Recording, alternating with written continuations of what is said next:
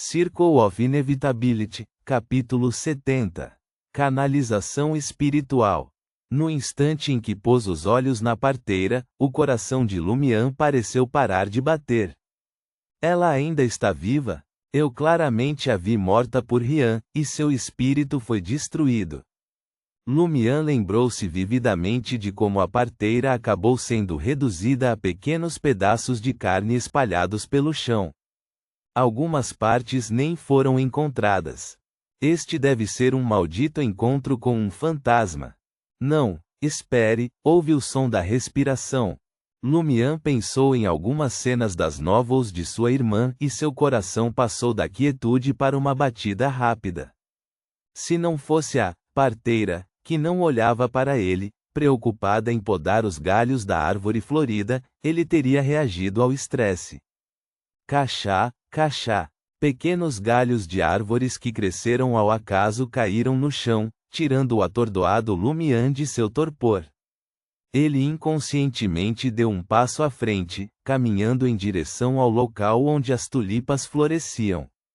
A parteira não o impediu nem se virou. Lumian não pôde deixar de lançar outro olhar para ela. Ela estava focada em podar os galhos.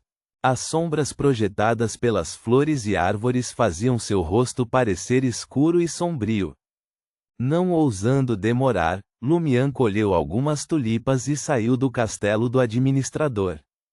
Seu coração ainda batia forte mesmo quando ele voltou para a aldeia. Depois de se acalmar, Lumian caminhou em direção à casa de Raymond e Greg. Ainda era muito cedo para Aurore desencadear o loop. Também era um prédio de 2 andares, mas comparado à casa de Lumian e Aurore, era claramente mais antigo, mais dilapidado e mais estreito.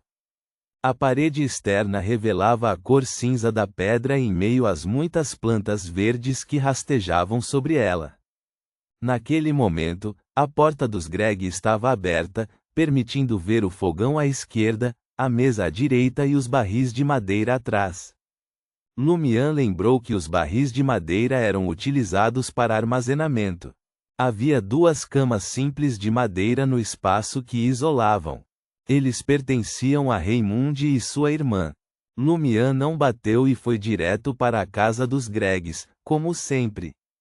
As irmãs mais velha e mais nova de Raymond estavam ajudando a mãe a preparar o jantar. O pai de Raymond, Pierre Greg, estava sentado em uma cadeira à mesa de madeira, bebendo vinho barato com uma expressão sombria. Ouvi dizer que Raymond está desaparecido? Lumian perguntou a Pierre Greg com um olhar preocupado. Pierre Greg parecia ter envelhecido significativamente e as poucas rugas em seu rosto eram ainda mais pronunciadas. Ele olhou para Lumian e perguntou confuso e surpreso: "Você não sabe?" Nesse momento, a mãe de Raymond e as 2 irmãs pararam o que estavam fazendo e se viraram para olhar para Lumian. Lumian não poderia ser mais honesto. Tenho estado ocupado com meus próprios assuntos. Não vejo Raymond há dias. Pierre Greg já havia perguntado e sabia que Lumian estava falando a verdade. Caso contrário, suspeitando que esse malandro tivesse instigado Raymond a fugir de casa, ele teria ido interrogá-lo naquela tarde. 2 tardes atrás, disseram que era dia 29, Raymond não voltou depois de partir, disse Pierre Greg com uma expressão sombria, estávamos procurando por ele. Seus 2 irmãos ainda estão procurando. Para onde você acha que ele teria ido? Lumian hesitou antes de responder. Ele costuma dizer que não quer aprender a pastorear, mas não tem muito dinheiro com ele.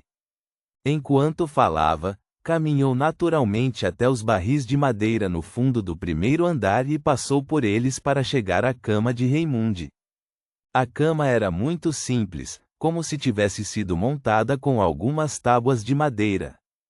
Porém, os lençóis azul acinzentados, o travesseiro recheado de palha e a colcha com vestígios de remendos estavam todos limpos. Era evidente que eles eram lavados com frequência. Isso porque Aurore adorava limpeza e não permitia que piolhos aparecessem em casa ou em seu corpo. Até Lumian desenvolveu esse hábito. Portanto, quando interagia com seus companheiros, ele os incentivava conscientemente a manter a higiene pessoal. Ele não permitiu que aqueles sujeitos ficassem sujos e convivessem com piolhos e pulgas o dia todo. Se Raymundo e os outros relaxassem em algum momento e fossem descobertos por ele com piolhos, definitivamente seriam enganados. Eles poderiam até ser empurrados para o rio e obrigados a se lavar, mesmo que se recusassem a fazê-lo. Depois de alguns anos de opressão, Raymundo costumava ajudar a limpar a casa quando voltava. Não encontramos nenhuma mensagem, disse Pierre Greg com uma expressão preocupada enquanto o seguia até a cama. Lumian sentou-se ao lado da cama de Raymundo e enfiou a mão debaixo do travesseiro. Ele encontrou 2 itens, uma caneta tinteiro vermelha escura rachada e um caderno cheio de caligrafia. Raymundo tinha fome de conhecimento, mas tinha poucas chances de receber educação. Na época do imperador Roselle, aldeias como Cordu tinham escolas municipais obrigatórias, instaladas no mesmo prédio do escritório do administrador.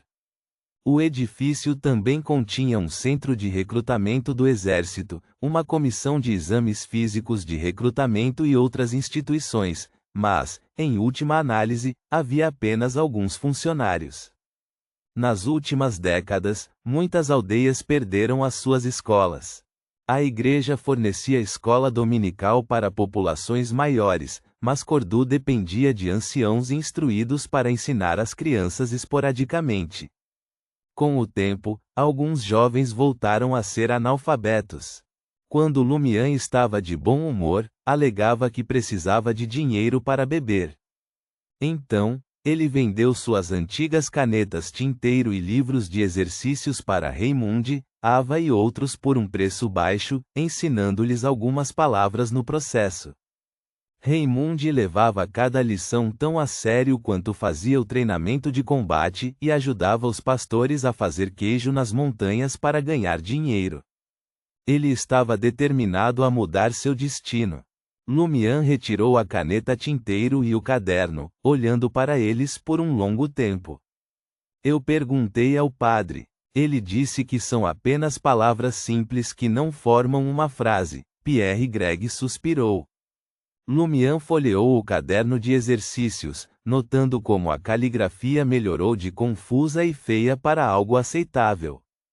É verdade. Não há mensagem. Ele concordou com Pierre Greg antes de acrescentar. Mas eu me pergunto se é um código que pode ser decifrado em uma frase. Você já ouviu uma história semelhante, certo? Aurore contou para muitas crianças da aldeia. Eles mencionaram isso em casa? Isso incluía o irmão e a irmã mais novos de Raymundo. Sim, Pierre Greg assentiu. Os aldeões de Cordu costumavam se reunir na cozinha à noite para conversar, rir e contar histórias quando não tinham dinheiro para comprar algo no bar. Os convidados de primeira viagem tinham que seguir as normas sociais de Intis e trazer uma garrafa de vinho, mesmo que barata. Pierre Greg ouviu uma história semelhante de seu filho mais novo durante tal reunião. Lumian ergueu o caderno com confiança. Vou levar para Aurore para ela examinar e ver se consegue encontrar alguma coisa. Tudo bem, Pierre Greg não achou que fosse algo valioso. Após sair da área cercada por barris de madeira, Lumian caminhou em direção à porta e Pierre Greg sentou-se novamente. Alguns passos depois, Lumian ouviu Pierre Greg suspirar e murmurar: se ele não quisesse aprender a pastorear, ele poderia ter me contado. Porque ele simplesmente foi embora. Nossa família logo ficará rica. Ele não precisará aprender mais a pastorear. Rica. O coração de Lumian disparou quando ele se virou, fingindo curiosidade. Qual é essa chance de riqueza? Pierre Greg não ergueu os olhos, mantendo a cabeça baixa enquanto dizia desanimado. O horóscopo da nossa família está prestes a mudar. Nossa sorte vai melhorar. O que? Lumian sentiu um arrepio na espinha. Quem te disse isso? Ele perguntou. Pierre Greg não respondeu, continuando a lamentar. Reticências, reticências. Ao voltar para casa, Lumian informou imediatamente à irmã que a parteira ainda estava viva. Aurore franziu as sobrancelhas loiras. Ela não é necessariamente uma pessoa viva. Lumian ficou surpreso. Aurore ponderou e disse: não discutimos isso antes? O caminho de Madame Poales pode ter o poder de controlar os mortos-vivos. Pode ser um zumbi. Impossível, disse Lumian. Eu a vi sem ativar minha visão espiritual. Além disso, não havia sinais de costura em seu corpo. Naquela época, ela foi cortada em vários pedaços pequenos por Rian. Lumian relembrou e disse. Além disso, ouvi a respiração dela.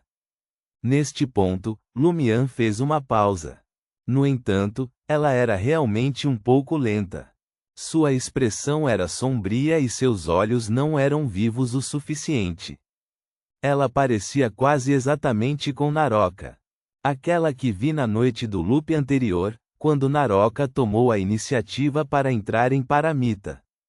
Naroka, cujo rosto estava pálido e os olhos inexpressivos. É claro que a parteira obviamente se parecia mais com uma pessoa viva. Aurore acenou com a cabeça e disse, um estado especial mais próximo dos mortos-vivos? Incapaz de deduzir uma resposta, ela gesticulou para que Lumian dissesse mais alguma coisa. Lumian contou detalhadamente tudo o que aconteceu nas palavras do pai de Raimundi, como se nada tivesse acontecido no castelo. Aurore ouviu em silêncio e assentiu. Madame Poales não parece querer prosseguir com a questão do castelo. Eu me pergunto o que ela está escondendo. Além disso, sua descoberta prova que uma parte da anormalidade na aldeia está relacionada a ela, mas ela não parece estar envolvida no loop. O que ela quis dizer foi que o envolvimento de Madame Poales na anormalidade era principalmente a fertilidade, a morte, a alma e a paramita. Nada a ver com o loop temporal. Eu também acho. Lumian teve essa ideia durante suas explorações. Parece que a pessoa por trás do padre e companhia provavelmente não é Madame Poales. Referindo-se às palavras do pai de Raimundi, ele adivinhou. Aquele que espalha a notícia de que fazer algo pode afetar o horóscopo e obter boa sorte. Aurore acenou lentamente. Investigaremos amanhã e veremos se podemos canalizar o espírito de Raimundi esta noite. Reticências, reticências. Depois do jantar, Aurore viu que já era hora e começou a montar o altar. Ela estava orando para si mesma, então colocou apenas uma vela, mas a vela foi substituída por outra feita de flores do sono e outros materiais.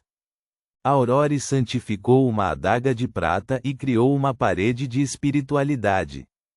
Então, pingou o extrato feito de baunilha noturna e flores da lua nas chamas, provocando uma névoa nebulosa. Vendo que os preparativos estavam concluídos, Aurore olhou para o caderno no altar e deu um passo para trás. Ela disse no antigo Hermes, eu. Ao pronunciar a palavra, seus olhos escurecerão, como se um vento invisível girasse ao seu redor. Eu convoco em meu nome. Esta foi a segunda frase que ela disse, e mudou para Hermes. Como ela não sabia onde estava o espírito de Raimundi, não conseguia se comunicar diretamente com ele. Ela só poderia tentar invocá-lo. Como uma Beyonder não oficial, ela não ousou orar para a deusa da noite eterna, que estava no comando deste domínio. Ela só podia confiar em si mesma. As chances de sucesso não eram altas, a menos que o espírito de Raimundi estivesse de fato em algum lugar de Cordu e muito próximo. Aurore continuou a recitar, o espírito permanece na Vila Cordu. O homem chamado Raimundi Greg. O dono deste caderno de exercícios. A chama laranja da vela balançou de repente, absorvendo a névoa circundante e tornando-se um pouco maior. Sua luz ondulou e foi tingida com uma cor azul profunda. Gotas de suor apareceram na testa de Aurore quando ela começou a pegar emprestado força de vários materiais. Em meio ao vento uivante, uma figura apareceu acima das chamas azuis. Já tendo ativado sua visão espiritual, Lumian viu uma figura translúcida. Ele tinha cabelos e olhos castanhos, parecendo bastante comuns. Era Raymond Gregg. Ele realmente ainda estava na aldeia. O corpo de Raymond estava inchado, seu rosto pálido e lágrimas cor de sangue escorriam dos cantos dos olhos. O que? Aurore estava claramente atordoada. Depois que o loop foi reiniciado, Raymond apenas desapareceu e não se afogou. Como seu espírito acabou assim? Isso mesmo. Se ele não tivesse se afogado, como poderia ter se tornado um espírito? Eles eram autocontraditórios. Em meio à confusão, Aurore perguntou: Raymond Gregg, por que você desapareceu? A expressão de Raymond de repente tornou-se feroz quando ele gritou bruscamente: eles me afogaram. Ponto.